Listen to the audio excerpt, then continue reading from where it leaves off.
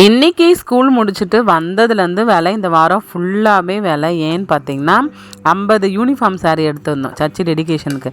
அது எல்லாத்தையும் ஒருத்தரை மிஸ் பண்ணாலும் பிரச்சனை, அதனால் எல்லாருக்குமே அதை கொடுக்கணும்னு சொல்லிவிட்டு ஒரு நாளைக்கு ஒரு ஏரியா வண்டியில் எடுத்து புடவை வச்சுன்னு சேல்ஸ்மேன் மாதிரி ஒவ்வொருத்தவங்களுக்கும் போயிட்டு கொடுத்துட்டு வந்தோம். இன்றைக்கி அது மாதிரி கொடுத்துட்டு கடைசியாக ஐயர் அம்மா கொடுத்துட்டு போகலான்ட்டு நான் சர்ச்சுக்கு வந்தேன். ஐயர் அங்கே இருக்கிறாரு சொல்லிட்டு. அப்புறம் என்ன பண்ணிட்டாரு ஆயர் அக்கா இது சாரீ என்கிட்ட கொடுத்துருங்க, இந்த கிஃப்ட்லாம் நீங்கள் பேக் பண்ணுங்கள் அப்படி சொல்லிட்டாரு. நான் வீட்டுக்கு போயிட்டு எல்லோரும் கூட்டின்னு வரேன், எல்லாம் வந்துன்னு தான் இருக்கிறாங்க்கா இங்கே இருங்கன்ட்டார். அதுக்கப்புறம் அங்கேயே உட்காந்தோம். அப்போ கரெக்டாக 6:45 டைம் சரிங்களா. ஆனால் கரெக்டாக 10:15 வரைக்கும் சர்ச்சிலேயே போயிடுச்சு. ஏன்னா வால் கிளாக் 120 வால் கிளாக் நான் போடலை, எனக்கு போடவும் தெரியாது. ஆனால் போடுறவங்களுக்கு குட்டி குட்டியாக டேப் கட் பண்ணி கொடுக்குற வேலை, அது ரொம்ப கஷ்டமாக தான் இருந்தது. ஏன்னா ஒரு மணி நேரம் உட்கார முடிஞ்சது. அதுக்கப்புறம் பேக் பெயின், இடுப்பு ரொம்ப வலி. அப்படியே அட்ஜஸ்ட் பண்ண உட்காந்துட்டு இது மாதிரி சர்ச்சில் இருந்தெல்லாம் வேலைலாம் செஞ்சால் செம்ம ஜாலியாக இருக்கும். டைம் போகிறதே தெரியாது. ஒரே பேசிக்கின்னு எப்படி தான் டைம் போச்சுன்னே தெரியல. அதுக்கப்புறமா தான் பார்த்தா 10 மணி ஆயிடுச்சு. எல்லாருக்குமே போட்டுட்டு ஒரு 20 மட்டும் எங்களால் போட முடியல. 10 மணி ஆனதும் ஜென்ஸ் என்ன பண்ணாங்க, நாங்கள் போடுறோம் நீங்கள் வீட்டுக்கு கிளம்புங்க அப்படி சொல்லிட்டாங்க. பகலில் வருவாங்க, பகலில் ஒரு டீம் எல்லாருமே ஹவுஸ் ஒய்ஃபாக இருக்கிறவங்க, வீட்டில் இருக்கிறவங்க எல்லோரும் பகலில் பில்லு செதுக்கிற வேலை, க்ளீனிங் ஒர்க்கு, அவங்க நலத்திட்ட விழாக்கு பேக் பண்ணுற ஒர்க்கு, எதனா ஒரு ஒர்க் இருந்துக்கினே தான் இருக்கும். நம்ம சின்ன வீடு டெடிகேட் பண்ணும் போதே அவ்வளோ ஒர்க் இருக்கும். இது நல்லா பெரிய சர்ச்சு, இடமும் நல்லா பெரிய இடம், அதனால் நிறைய வேலைகள் இருக்கும். சரி வேலைக்கு போகிறதுனால நம்மளால் செய்ய முடியலையே அப்படின்ட்டு ஸ்ட்ரைட்டாக சாட்டர்டே போனால் பயங்கர பிரச்சனை ஆகுதோ இல்லையோ கொஞ்சம் நம்மளுக்கே ஒரு மாதிரி இருக்கும், எந்த வேலையுமே நம்ம செய்யலையே அப்படின்னு சொல்லிட்டு.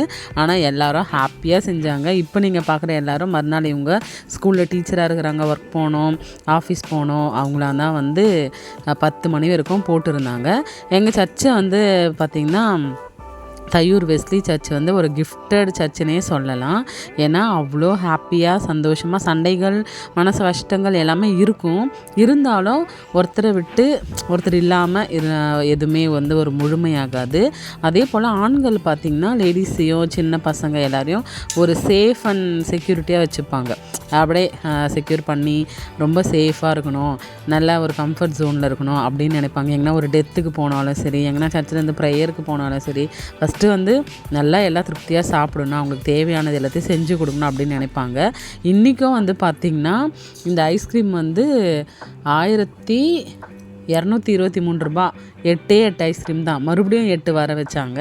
மொத்தம் 15 ஐஸ்கிரீமே 2000 ரூபாய்க்கு மேலே ஆகிடுச்சு. அதுக்கு அந்த அண்ணன் சொன்னார், அந்த அண்ணன் வாங்கி கொடுத்தாங்கல்ல, அவங்க ஜபகர் அண்ணன் அவங்க தான் வாங்கி கொடுத்தாங்க. நான் டின்னரே வாங்கி கொடுத்துருப்பேன் எல்லாருக்கும், எனக்கு தெரியாது நீங்களாம் இங்கே வேலை செஞ்சுன்னுக்கிறீங்கன்னு சொல்லிட்டு. அவர் அதுக்கப்புறம் மாசா ஜூஸ்லாம் வாங்கி கொடுத்தாரு.